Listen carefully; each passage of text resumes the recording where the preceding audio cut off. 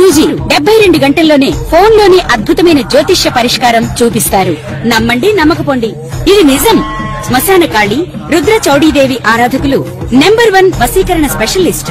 గురూజీ మనిషి పుట్టుక నుండి చనిపోయే వరకు వచ్చే అన్ని క్లిష్టమైన సమస్యలకు పరిష్కారం ఇక్కడ లభిస్తుంది. విద్య, ఉద్యోగం, వ్యవహారం, స్త్రీ ప్రేమ, పెళ్లి, సంతానం, స్త్రీ పురుష వశీకరణం, భూవశం, భార్యాభర్తల కలహాలు, కోర్టు సమస్యలు, విడాకుల సమస్యలు, చేతబడి, అప్పుల బాధ, ఇంకా మీకు ఎలాంటి సమస్యలు ఉన్నా 72 గంటల్లోనే శాశ్వత శ్రీమాత్రే నమః. శ్రీ గురుభ్యో నమః. తదుపరి వృశ్చిక రాశి.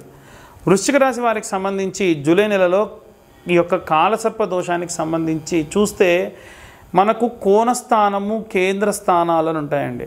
అయితే ఉన్నటువంటి గ్రహ సంచారాలన్నిటికీ కూడా అంటే మిడ్ ఆఫ్ ది టైం, మధ్య టైం ఏదైతే ఉంటే దానికి ఇటు అటు రెండు కూడా ఈ నెలలో ఇటు నుంచి చూసుకుంటే ఉన్న గ్రహ సంచారాలు, ఇటు నుంచి చూసుకుంటే గ్రహ సంచారాలు సమానంగా ఉంటాయి.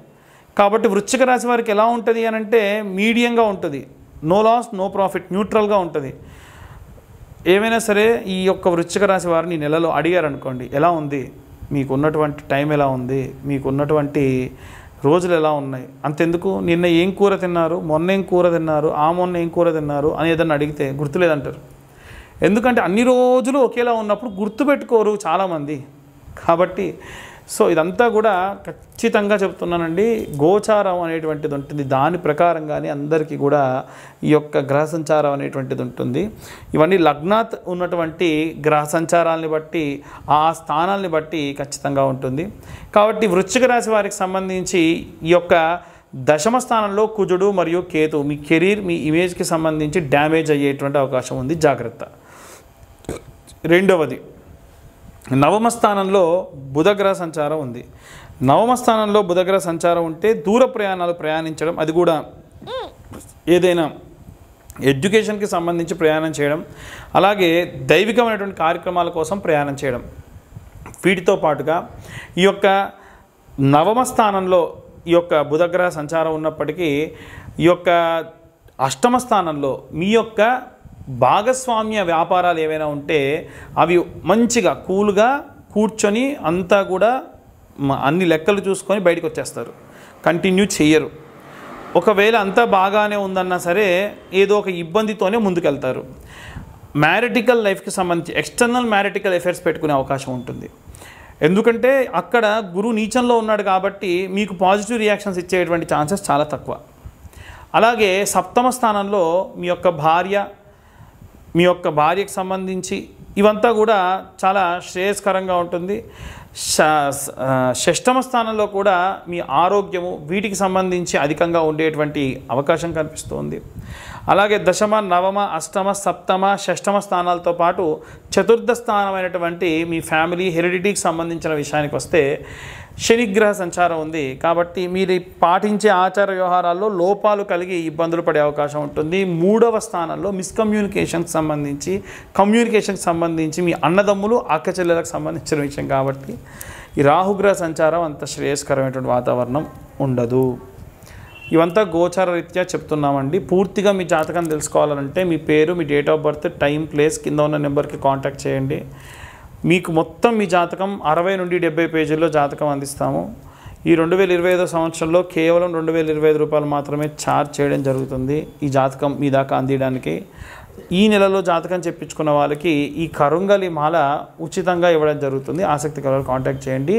అందరూ కూడా ఎలాంటి రెమెడీస్ తీసుకోవాలి, ఎలాంటి మంత్రపఠనం చేయాలనే విషయాన్ని ఇప్పుడు మనం తెలుసుకుందాం. జూలై నెలలో మనకి రాహువు, కేతువుకు మధ్యలో మిగిలిన గ్రహాలన్నీ చిక్కుకొని ఉన్నాయి. ఎప్పుడైనా సరే రాహువుకు, కేతువుకు మధ్యలో మిగిలిన గ్రహాలన్నీ చిక్కుకొని ఉంటే అది కాలసర్ప దోషం కిందికి పరిగణలోకి తీసుకుంటారు.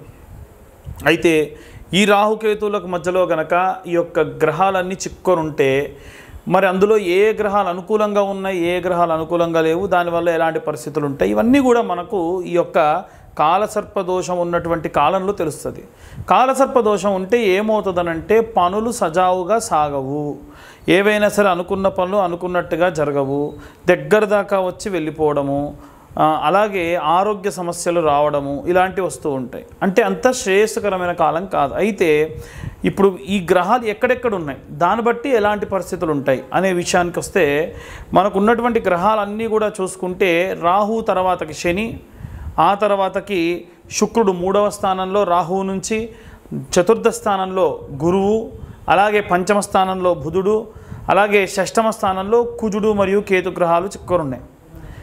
ఇలా ఉన్న సమయంలో ఎవరన్నా ఇనుముకు సంబంధించి పనులు చేసే వాళ్ళకి అనుకూలంగా ఉంటుంది. శుక్రుడికి సంబంధించి అంటే ఎవరైనా సరే ఒక కాస్మెటిక్స్ కానీ, బ్యూటీకి సంబంధించి కానీ, అలంకారానికి సంబంధించి కానీ, సినిమా వాళ్ళకు అనుకూలంగా ఉంటుంది. అలాగే రాజకీయ నాయకులకు అనుకూలంగా ఉంటుంది. కానీ ఎవరైతే ఉద్యోగస్తులు ఉన్నారో ఉద్యోగస్తులు ఎవ్వరికీ కూడా బాగాలేదు, రెసిషన్తో కూడినటువంటి కాలం అని చెప్పొచ్చు. బిజినెస్ పరంగా కూడా వ్యాపారస్తులు కూడా చాలా నష్టపోయేటువంటి కాలము. అలాగే కుజుడు మరియు కేతువు ఎప్పుడైతే కలిసి ఉందో ఆ సమయం కూడా అంత శ్రేయస్కరం కాదు. కాబట్టి ఏం చేయాలి అని అంటే, అందరం ఈ రాశివారు ఆ రాశివారని కాదు, ఇంట్లో ఉన్న చిన్నపిల్లలు పెద్ద పిల్లలని కాదండి, అందరూ కూడా చేయవలసినటువంటి పని ఏమిటి అని అంటే, సుబ్రహ్మణ్యేశ్వర స్వామి ఆరాధన చేయడం మంచిది. సుబ్రహ్మణ్య ఆరాధన విశేష శక్తినిస్తుంది. కాస్త డబ్బున్న వాళ్ళు ఏం చేయండి అంటే, ఏ స్కందగిరి టెంపుల్కో అక్కడ అభిషేకం చేయించడము, పళని కానీ, కుక్కి కానీ, అలాగే ఈ యొక్క సుబ్రహ్మణ్యేశ్వర స్వామి క్షేత్రాలు ఎక్కడెక్కడ ఉంటే అక్కడక్కడికి వెళ్ళి దర్శించుకొని రావడం మంచిది. మనం అంత దాకా వెళ్ళి చేయలేమండి, కాస్తలో కాస్త మన ఇంటి దగ్గరే మనం ఏవైనా చేయగలమా అంటే, మనము ప్రతి మంగళవారము ఈ నెలలో ఉన్నటువంటి అన్ని మంగళవారాలు కూడా జూలై నెలలో జంట నాగులు ఉంటాయి కదా, జంట నాగులకు ఇప్పుడు నేను చెప్పిన విధంగా మీరు పూజ చేసుకోండి. ఒక 2 లీటర్ల వాటర్ బాటిల్ తీసుకోండి, ఎంగిలి చేయకుండా ఆ నీళ్లు మొదటి వారం దేవుడికి వాడండి. 2వ వారం నుంచి బాటిల్ దేవుడి పూజకే పక్కకు పెట్టుకోండి. అయితే ఈ తీసుకెళ్ళినటువంటి పదార్థాలు ఏమేమి తీసుకెళ్ళాలంటే, వాటర్ బాటిల్ ఒకటి, అలాగే పాల ప్యాకెట్, అది కూడా ఆవు పాల ప్యాకెట్ ఒక 10 రూపాయలతో 20 రూపాయలతో తీసుకొని వెళ్ళండి. అలాగే ఒక 5 నుంచి 10 రూపాయల క్వాంటిటీ కల పసుపు కుంకుమ, 5 రూపాయల పసుపు 5 రూపాయల కుంకుమ, అలాగే కొంత గంధం, అలాగే ఒక్క 10 రూపాయల పూలు, అంతే ఎక్కువద్దు.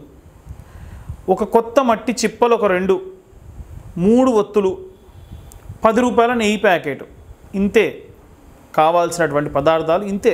ఏదైనా పండు తీసుకెళ్తే ఒక 2 అట్టిపళ్ళు, అంతే.